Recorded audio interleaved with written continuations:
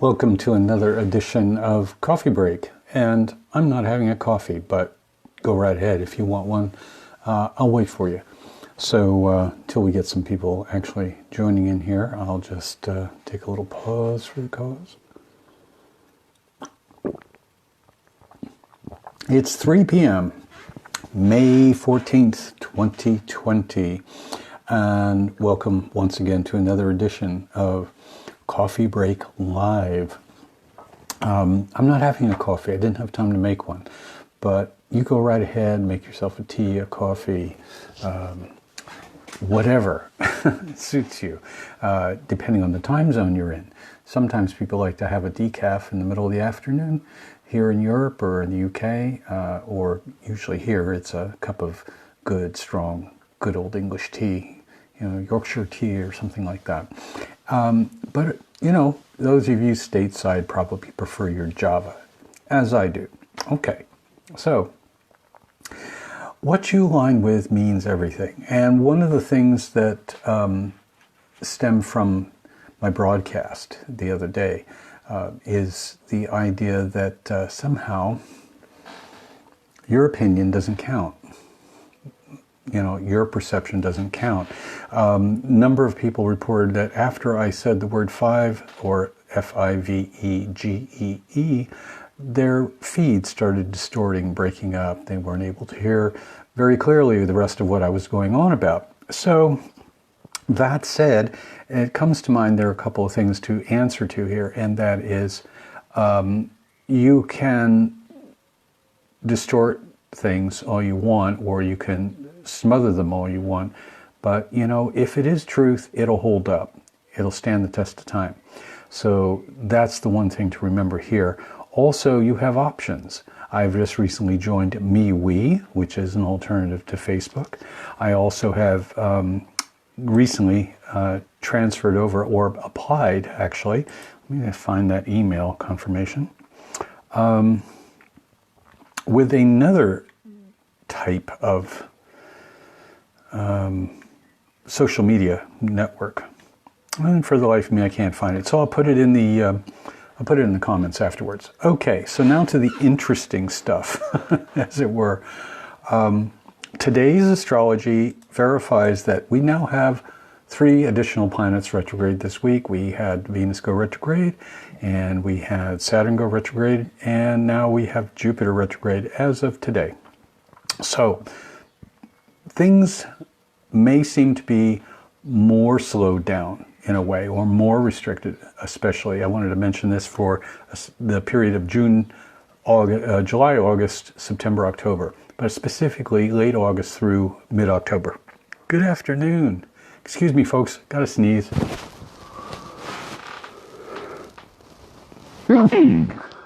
Whoa. Sometimes happens with me with temperature changes, and everybody thinks, oh no, he's got the stuff. No, I don't have it. The other thing is that period will witness a number of different turnarounds. Pluto going direct, Mars squaring the Pluto-Jupiter connection in Capricorn. But right now, between now and July, early August, there may be a bit of that feeling of 2 steps forwards, 2 steps back. Not necessarily treading water, but sometimes it might feel like it. Don't be too concerned or disheartened. It's about getting really clear, or sorting out your attic and your trunk and your basement to make sure that everything that is no longer needed in your environment and in your awareness or in your consciousness or in your life has been disengaged from. All right? Disengaged. Good afternoon, everybody. Thank you for tuning in. I'm not going to mention everybody by name, but just know I see you. Okay. The other interesting part is that we're going to have Neptune going retrograde and Uranus July, August. So this is going to really make things a bit strange at times in terms of, what is real and what is not, and especially the Neptune retrograde in Pisces. Be cautious around this, because sometimes things may look really good and shiny and amazing, but they're a mirage. You're going to chase after stuff. I know that's a few months down the line, but no harm in being prepared now, especially under these 3 different retrogrades we have right now. don't fall for the easy thing. All right, that's the main thing, is that there will be a lot that makes you feel as if like, oh goodness sakes, this is all a lot of hard work, and isn't there an easier way? Afraid not. I don't want to sound like Mr. Saturn here, but that's not, that's not my nom de plume. I'm more Sagittarius, Jupiter kind of guy. But it's an interesting time. Now, going back to, again, going to the main subject, I spoke on Tuesday extensively around the nature of life, electricity, alternate views. Hold on a second. I have to read something from somebody that just popped up.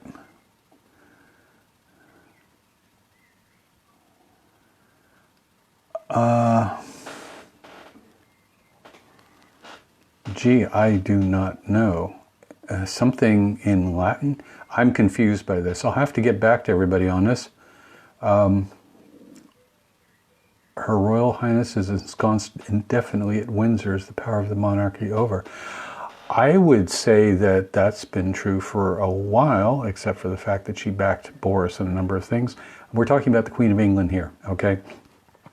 Very close friend of mine just popped up with something about a subliminal message. Anyway, I'm going to have to digest that, look at it, and maybe comment later on my wall. So I've got these things about alignment right now, and the whole thing about electricity and life is that in a way we're talking about God, all right? We're talking about spirit, we're talking about the eternal, we're talking about the all that is, and especially effective talking about that with Neptune and Pisces. And our relationship to that, Chiron and Aries, who are we, where did we come from, what are we doing here, what does it all mean, and where are we going? Those are the 5 main questions around this whole cycle of Chiron and Aries for the next 5 years. Okay, thanks, Altazar. I'll check that.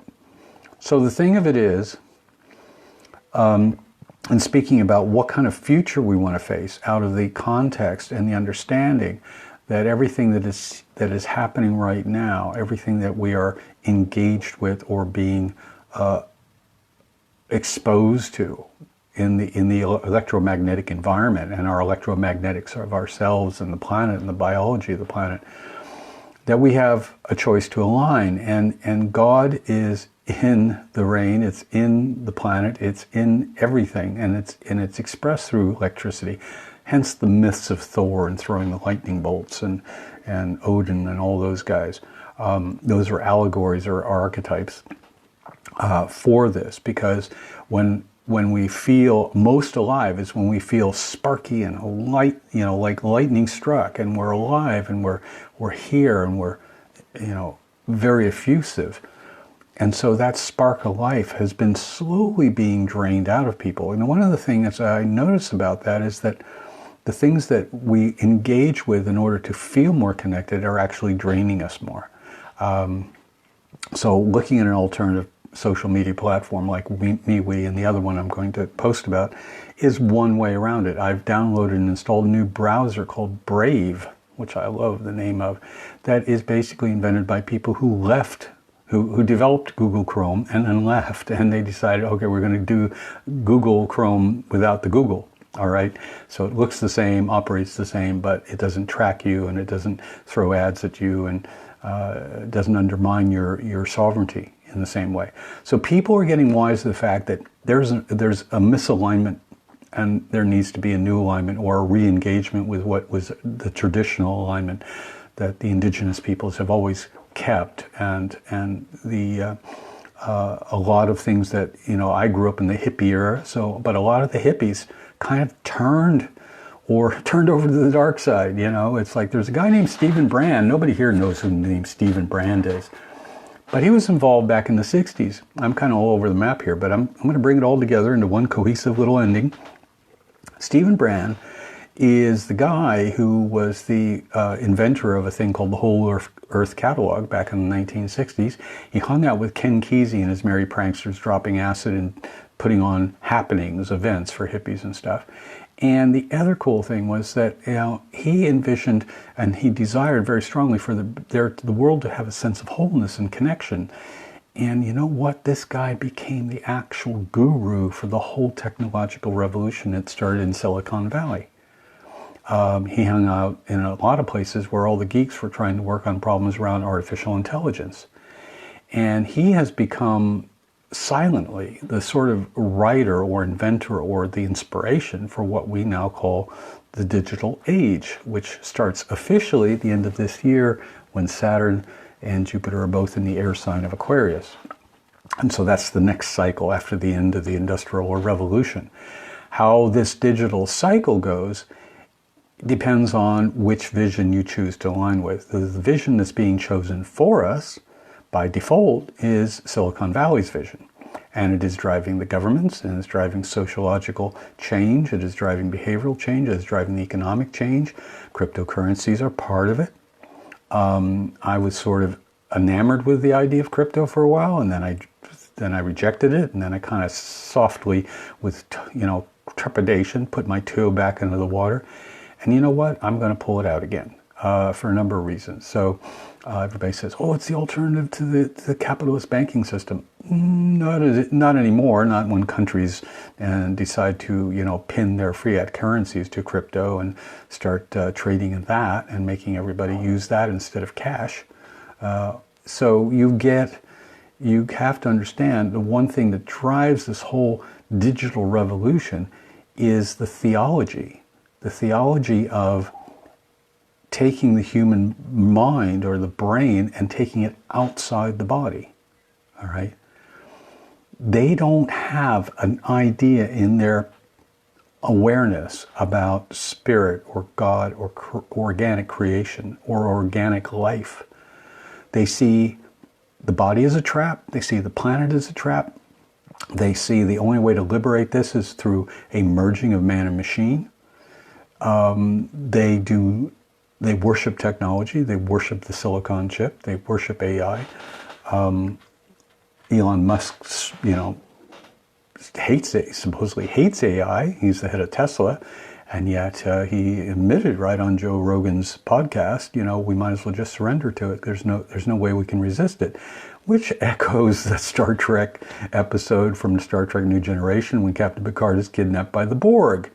And the Borg's motto is, resistance is futile. You will be assimilated. So the idea of being assimilated into a culture, a society, a vision of human evolution that is cold, that is digital, that is absent of any kind of soul or spirit is anathema to me. All right? Okay. So you've got to listen to the messages you're getting through social media and through social media platforms, the medium being the massage. Thank you, Marshall McLuhan, that these things that we engage with are not benign, and they are not in your best interest. They are in the best interest of the owners and inventors of it. Okay, so you have to cultivate an awareness of what are you engaging with, what are you aligning with each and every moment when you are playing on this device called a smartphone. I've mentioned this before. I know a couple of people who I consider to be fairly or highly aware, and they refuse to use the internet at all. They can't stand it because they're super sensitive or electrosensitive, or they recognize that somehow or another this is an unfiltered medium through which anything, good, bad, or indifferent, can basically intrude your space, especially consciousnesses or beings that have no respect for boundaries. So I'm not saying avoid this like the plague, but consider it a plague you have to judiciously interface with, and that you have to be taking precautions to protect your sovereign space, your integrity. So the alternate vision to the digital age, coming back to that, Stephen Brand's vision, Steve Jobs' vision, or Bill Gates' vision, is, or the telecoms, is to understand that we have a choice, individually and collectively, of what kind of future we want to face. So you and I have the responsibility to go beyond the information network that is artificially managed and find out what life wants, what's life's intention, what is life's vision for our species, what is life's vision for your experience? What is life's vision for my experience? What feels more like home? What feels more like love? What feels more like empathy? What feels more like compassion? What feels more like harmony? All right? The whole function of this vision coming out of the digital, I call them the gods of Silicon Valley, their vision is ensconced in the language of altruism, but it is the behavior you have to watch. There was a pretty smart guy 2,000 years ago that told his own disciples, do not listen to the words, watch their actions, and by your actions you shall judge them. Okay, so you can hear a lot of pretty amazing, lofty phrases about, connecting everybody in the world and being, inclusive and creating more opportunity and leveling the playing field. But ultimately, this is a hegemonic action because it doesn't give us, the majority of human beings, the opportunities to choose it consciously, to choose it directly, based on a deeper understanding of our nature, a deeper understanding of nature of life. And so there's a lot of flashing lights and bells and whistles attached to all this stuff, and it can keep you very much addicted for a very long period of time until all of a sudden you realize you are part of the machine. The Matrix has got you, as Morpheus said to Neo. And I don't choose that for everybody or anybody. I don't choose it for myself, certainly. So when we speak power to truth, it's power to power, I got it backwards. When we speak truth to power, then be prepared for pushback. Be prepared. Don't be unwise about this. Don't be naive. Just be prepared that not everyone's going to agree with you. Nobody has to. But what do you agree with? What do you align with? So what are you going to keep choosing in the face of friends and family and people you'd like to see, in a happier place in their lives? If they refuse that, if they run away from you, or if they insult you, or if they attack you, the best way to avoid that, as I mentioned on Tuesday, is don't try to convince anything of anybody who is a closed belief system, because they will always turn around and attack you. The other variant of that is again Jesus of Nazareth saying, "Don't throw your pearls before swine," which essentially is don't throw the good stuff that you have towards somebody who does not appreciate them or cannot understand them. It doesn't work. It never will. I don't know if there will ever be a collective awakening based on the 100 monkey theory. That's not the point here. The point is, I feel in the intelligence of the planet, the intelligence that is behind the intelligence of the planet, has made her choice. And do we align with that? Do we align with source beyond that and in that? And what kind of future do we wish to engage with? What kind of future do we wish to face? That's the important question today and every day, probably for the next 10 years or more. So using the skills that I have acquired, using the tools that I have found that work for me, and other people are going to be drawn to other tools, other teachers, other people, go with your gut. Don't go with this. This is a biocomputer. This is a great information gathering, device. It's a great information communication device, but it is not, it is not the greatest compass. Your gut, your microbiome, your heart, your soul, the geography of the central nervous system of the body connected to the soul at levels your conscious mind has no comprehension of at this moment, trumps everything. So that's why applied kinesiology works, for instance. When it's done correctly, it is foolproof. It doesn't have any flaws. Too often, though, people don't know how to use it correctly or have never been instructed, and they get false positives all the time, or basically erroneous information or erroneous direction. You have to decide what's resonant for you and throw everything else out the window. Same with what I'm telling you. And as I said on Tuesday, do your own research, do your own connecting of the dots.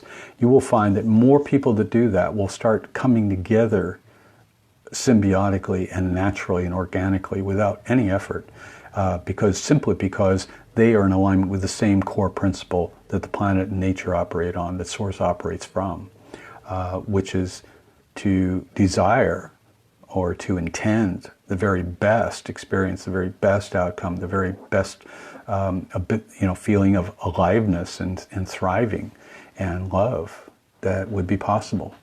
And to evolve through any kind of adversity with joy and with compassion and with perseverance and with trust.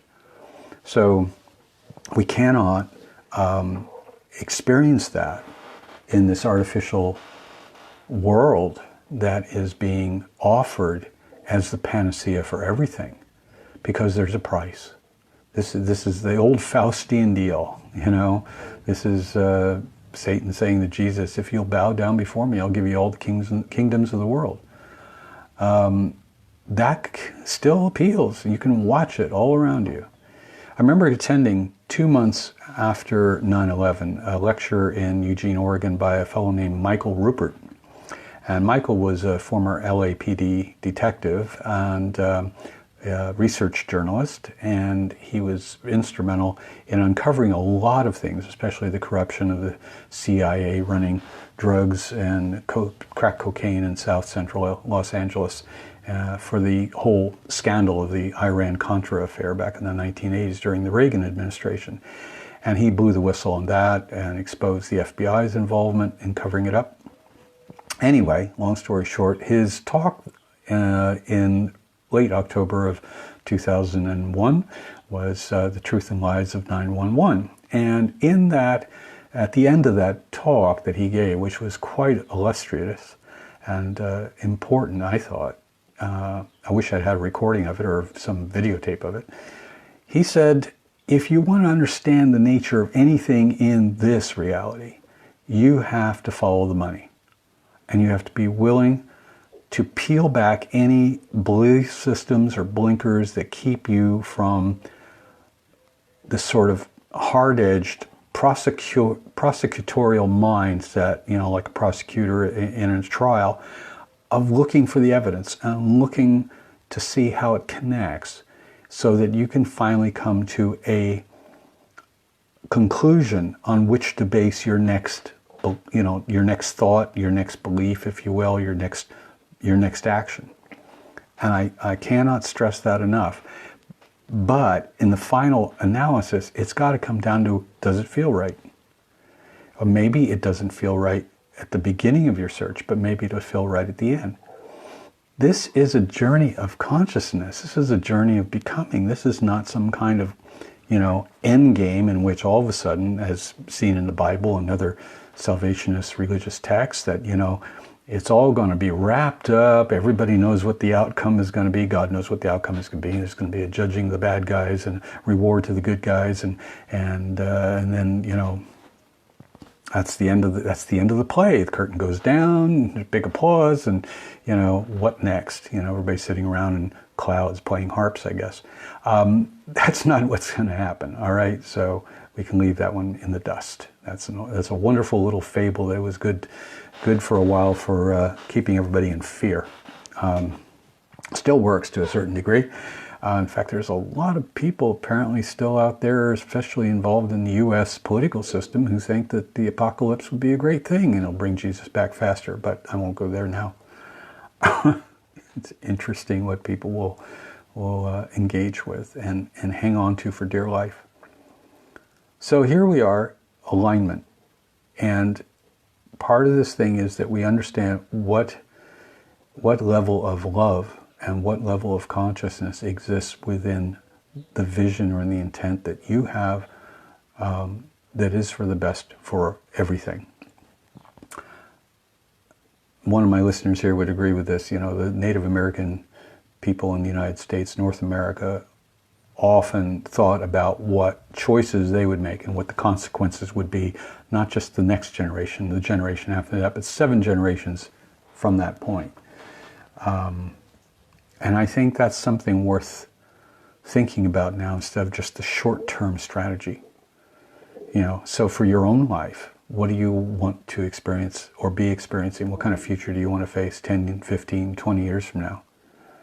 What kind of future would you love to see happening for human species, for the rest of our brothers and sisters and four-leggeds and flying insects and everything else 10, 15, 20 years from now? What would we give to see this world become a paradise once again? Would we give up the idea of money? Would we give up the idea of progress? Would we give up the idea of capitalism? Would we give up the idea of an atomized culture living in tiny little boxes, driving tiny little metal cars? Would we give that up in exchange for paradise, for ecstasy, for cooperation, for connection? Okay? That's where I'm going to end it today. All right? Nothing else to add. So if you have any need for something that you could use to help you deal with the artificial electromagnetic environment that you're in, or just, your psychic and your psyche and your heart and your gut are all hurting and you don't know what to do or where to turn to, feeling low, feeling depressed, feeling lost, please get in touch. My specialty is spiritual mentoring, and it is also healing, and it's also using a tool like evolutionary astrology as a means to understand one's own process and where you are in it.